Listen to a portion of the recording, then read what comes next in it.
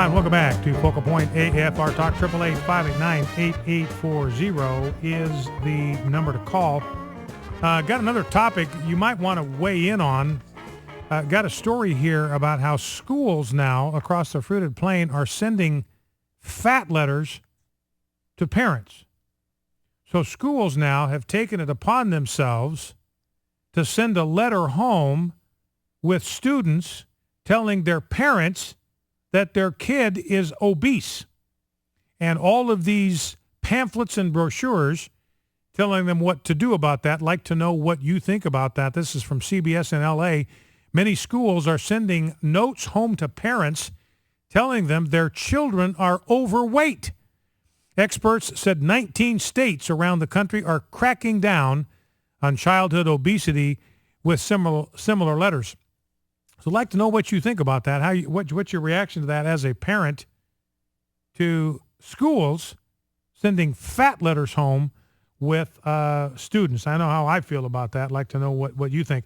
A couple of quick items. I want to get back to some sound bites on Syria. We're going to have Frank Gaffney at the bottom of this hour, Center for Security Policy. We're going to talk a little bit about what's going on in Syria, and we're going to bring you some information about one of the key players in this equation, who it turns out actually is paid to lobby Washington on behalf of the Syrian rebels, behalf of al-Qaeda types and the militants there.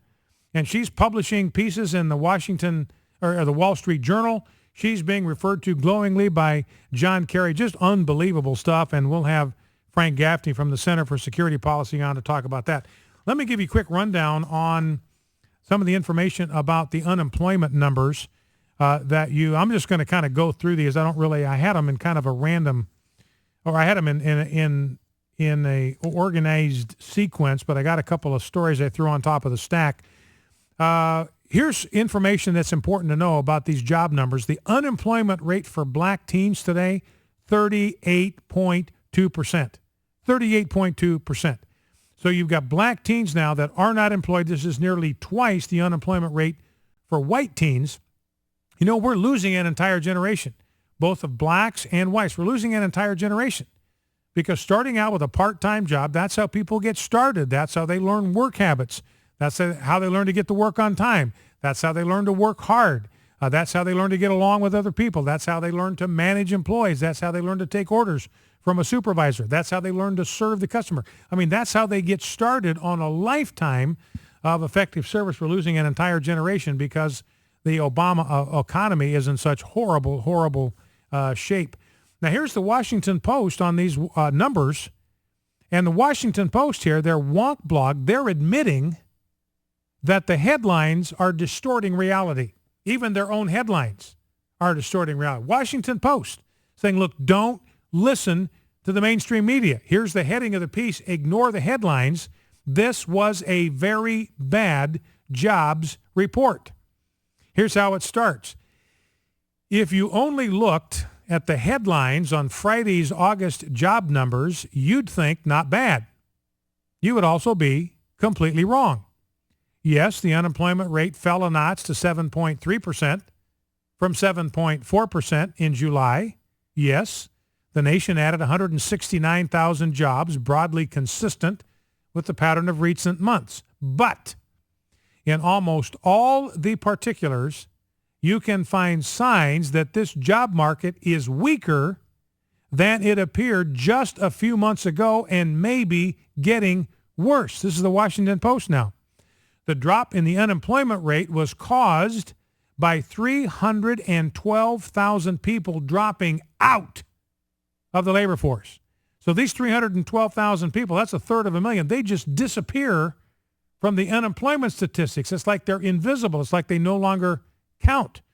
The number of people actually reporting having a job fell by 115,000 in the survey on which the unemployment rate is based. So realize this. There are 115,000 people fewer that are working now than worked a month ago. 115,000 people lost jobs. Well, 115,000 people fewer, despite the fact you've added jobs. There's 115,000 fewer people employed now than there were a month ago. How in the world can the unemployment rate come down from 7.4% to 7.3%? Easy, because 312,000 people just quit. They entirely dropped out of the labor force altogether. So discouraged at the lack of economic opportunity. And the Labor Department revised its estimates of June and July job creation downward by a combined 74,000 positions. So in other words, they said that the numbers that we gave you in June and July, were exaggerated. They were hyped. They didn't match reality. We had to revise them down. Now that we had a chance to take another look at those numbers. And the Washington Post goes on, job numbers ebb and job numbers flow. And as always, it would be unwise to make too much of one report, but this one has enough signs of weakness embedded in enough places that it has to make economy watchers reassess their confidence that a solid, steady jobs recovery is underway. That's all we're hearing about. President Obama always talked about the number of jobs that are being created, how steady it is, more jobs coming online. And Washington Post says, hey, not so fast. We got to reassess our confidence that you've got a solid and steady jobs recovery underway. Consider this, the Post says, the nation has averaged 148,000 new jobs a month for the last 3 months, 148,000 a month. That number was 160,000 for the last 6 months and 184,000 a month over the last year. So if you go back a year, job creation averaged 184,000 a month. You go back 6 months, down to 160,000. Last 3 months, down to 148,000. It's been a steady decline in the number of new jobs that are coming online. It's a downward trend. The article goes on, no two ways about it. It's certainly not the gradual acceleration that most mainstream economists have forecast as 2013 advances. And then talks about the proportion of the U.S. population that had a job in August was only 58.6, which is the same number as it was 6 months ago. So there's been no improvement in the participation rate. The population in America that's old enough to work and has a job, only 58.6%. That number hasn't changed in 6 months. So the year is nearly 3/4 over, and the economy isn't growing fast enough to put a higher proportion of its citizens back to work. Zero Hedge talking about the kind of jobs that were added, 169,000 added. 85% of them consisted of the lowest paying jobs possible. So you got 169,000 total jobs created. 144,000 of them were in the lowest paying jobs you can get in America. 44,000 jobs added in retail, 43,000 added in education and health, 27,000 added in leisure and hospitality, 17,000 added in government, so government bouncing back, thank you very much, 13,000 added in temporary help services. But you look at construction, the number of jobs added in the construction sector last month, 0. Flatline, nada, zip. Construction jobs of residential buildings, the number was down 3.9 thousand jobs, 3.9 thousand fewer jobs in residential construction than there was a month ago. The two highest paying job categories are financial services and information. Financial services down 5,000, information down 18,000. So another story from Fox News, again explaining that more than 300,000 people just stopped looking for work. That's why the unemployment rate dropped. We've got now 90 million people, over 90 million people for the first time in our history that are not in the labor force. In other words, they're old enough to work, healthy enough to work. They're not in the labor force. That number's up 10 million under President Obama. So 10 million more Americans have dropped out of the labor force under President Obama. In the African-American community as a whole, 13% unemployment rate. Remember, among teens, it's 38%. So President Obama's economic policy has been an absolute disaster for the black community. The one part of the population that has seen some growth, foreign-born workers. These are people not even born here, foreign-born. They were born in some other country, now they live here. CNS News, under President Barack Obama, according to Bureau of Labor Statistics data released today, the increase in the number of foreign-born people employed in the United States has been 52% greater than the increase in the number of native-born people employed. So there were 21,375,000 foreign-born people working when President Obama was inaugurated. Today, there are 23,833,000. That's up almost 2.5 million. Meanwhile, among native-born, the increase in the labor force, or those that have jobs, only 1.6 million.